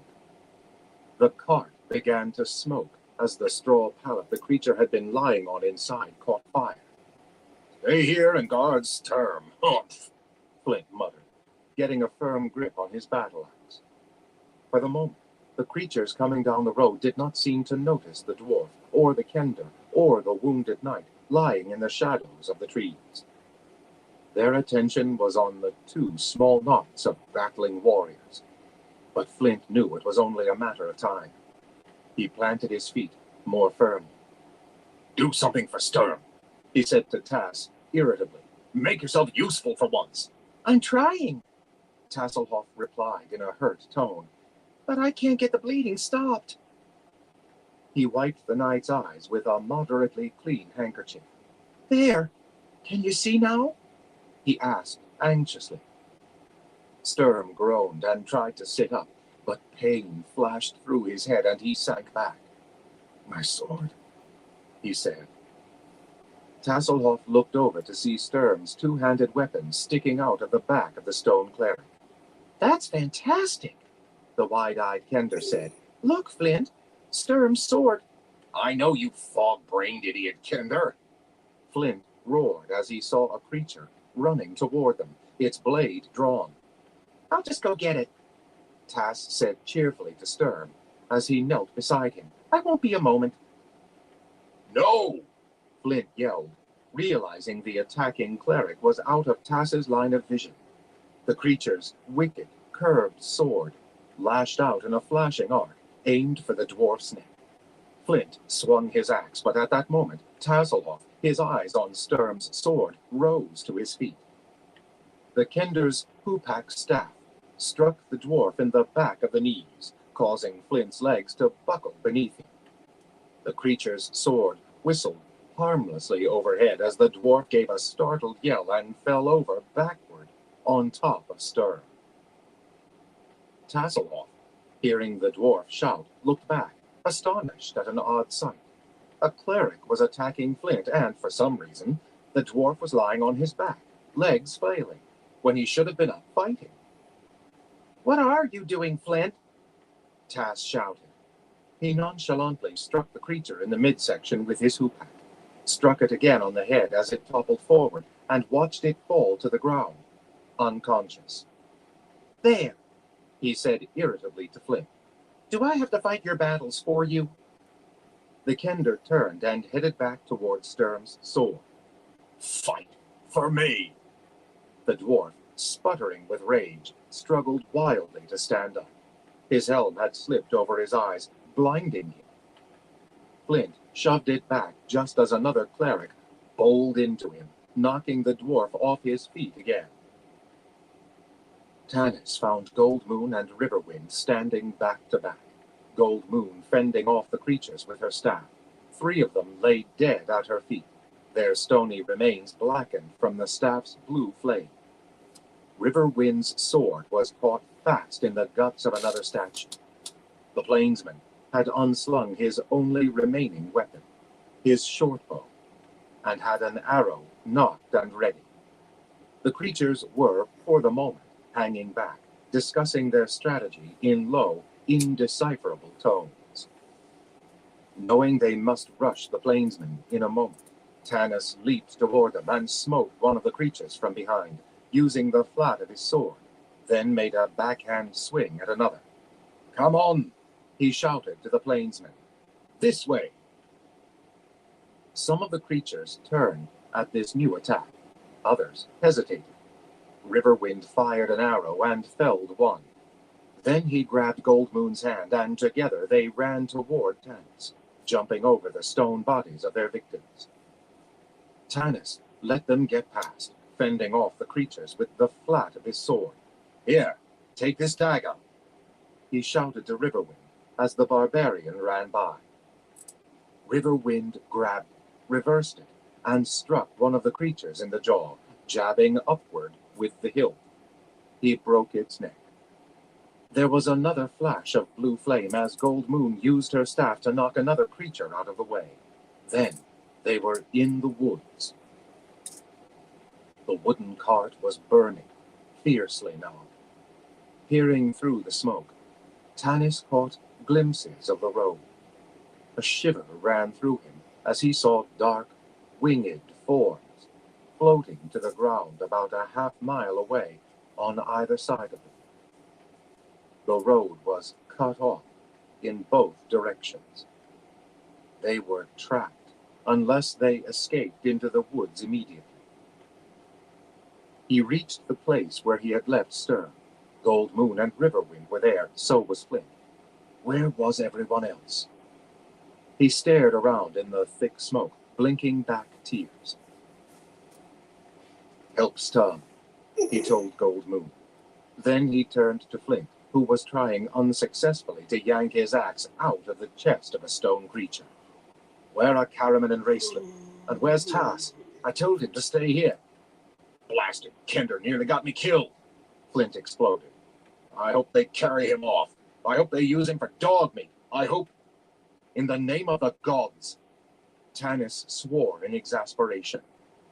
He made his way through the smoke toward where he had last seen Caraman and Raceland, and stumbled across the Kender, dragging Sturm's sword back along the road. The weapon was nearly as big as Tasselhoff, and he couldn't lift it, so he was dragging it through the mud. "How did you get that?" Tanis asked in amazement, coughing in the thick smoke that boiled around him. Tass grinned. tears streaming down his face from the smoke in his eyes. "The creature turned to dust," he said happily. "Oh, Tanis, it was wonderful. I walked up and pulled on the sword and it wouldn't come out. So I pulled again and—" "Not now. Get back to the others." Tanis grabbed the kender and shoved him forward. "Have you seen Caraman and Raceland?" But just then, he heard the warrior's voice boom out of the smoke. "Here we are," Caraman panted.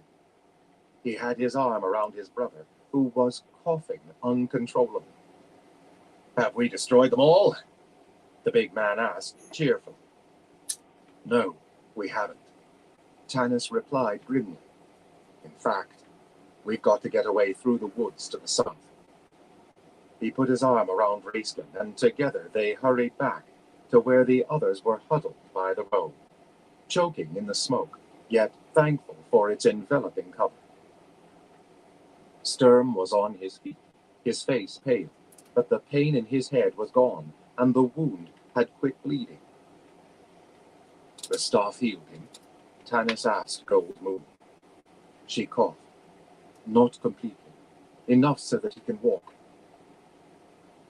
"It has limits," Raceland said, wheezing.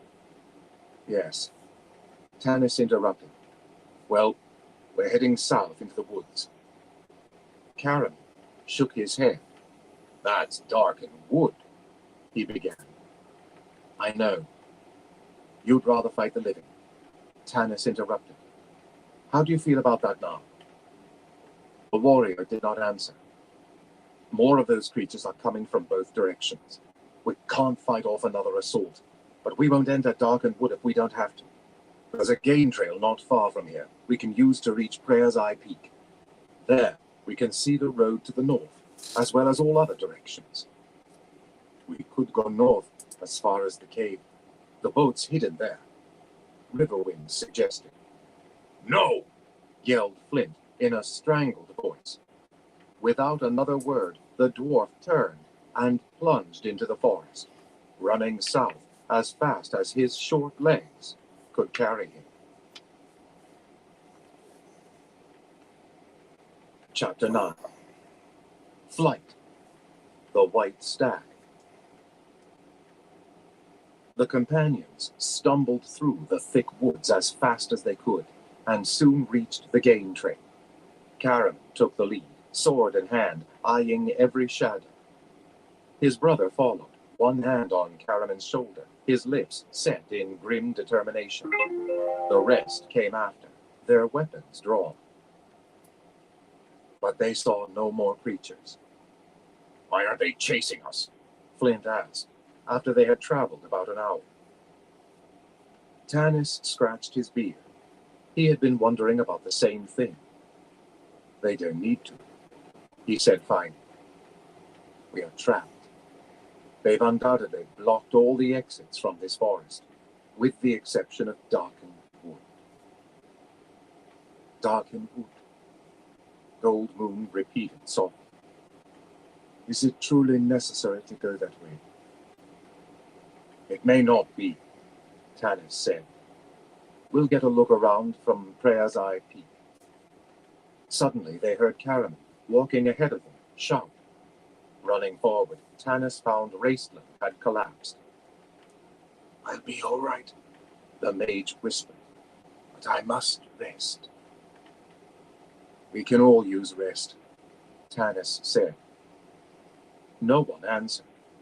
All sank down wearily, catching their breath in quick, sharp gasps. Sturm closed his eyes and leaned against a moss-covered rock. His face was a ghastly shade of grayish white. Blood had matted his long mustaches and caked his hair. The wound was a jagged slash, turning slowly purple. Tanis knew that the knight would die before he said a word of complaint. "Don't worry," Sturm said harshly. "Just give me a moment's peace." Tanis gripped the knight's hand briefly, then went to sit beside Riverwind. Neither spoke for long minutes. Then Tanis asked, "You've fought those creatures before, haven't you?" In the broken city, Riverwind shuddered. It all came back to me when I looked inside the cart and saw that thing leering. At least, he paused, shook his head. Then he gave Tanis a half smile. At least I know that I'm not going insane. Those horrible creatures really do exist. I had wondered sometimes. I can imagine, Tanis murmured. So these creatures are spreading all over Kryn, unless your broken city was near here. No. I came into Gueshu, out of the east. It was far from Solace, beyond the plains of my homeland. What do you suppose those creatures meant, saying they had tracked you to our village? Gold Moon asked slowly, laying her cheek on his leather tunic sleeve, slipping her hand around his arm. Don't worry, Riverwind said, taking her hand in his. The warriors there would deal with them.